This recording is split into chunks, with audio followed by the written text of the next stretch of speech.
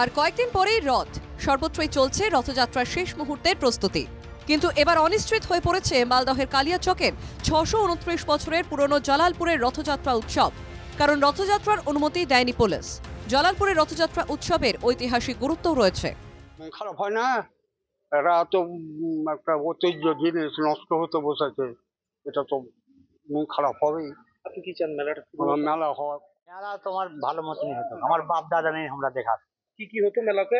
মেলাতে সব রকমই হতো, ধরেন যে গান, সার্কেস মার্কেট যত রহে সবই হয়েছে। কোথায় কোথা থেকে মানুষ আসতো এখানে? বহু দূর থেকে আসতো, সব ধর্মের লোক আসতো। হ্যাঁ সব ধর্মের। নিয়ম মেনেই জালালপুর গ্রাম পঞ্চায়েতে আবেদন করেছিল রথযাত্রা উৎসব কমিটি। পঞ্চায়েতের তরফে মেলার অনুমতিও মিলেছে, কিন্তু পুলিশি অনুমতি না মেলায় অনিশ্চয়তার মুখে এসে দাঁড়িয়েছে ৬২৯ বছরের পুরনো এই মেলা।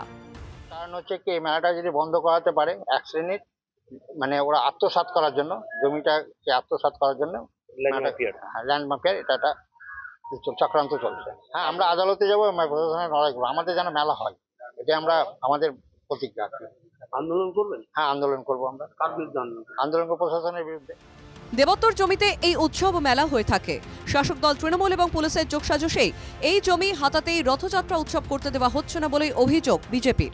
ফাঁকা জমিটা আছে, এইটাও নিজেদের দখলে রাখার জন্য গোটা পশ্চিমবঙ্গের সঙ্গে মালদাতেও যে জমি মাফিয়া রাজ কাজ করছে এবং প্রশাসন ও পুলিশ যে সক্রিয়ভাবে এই জমি মাফিয়া রাজদের সঙ্গে আছে, সেটার একটা উদাহরণ হলো জালালপুরের রথের মেলা।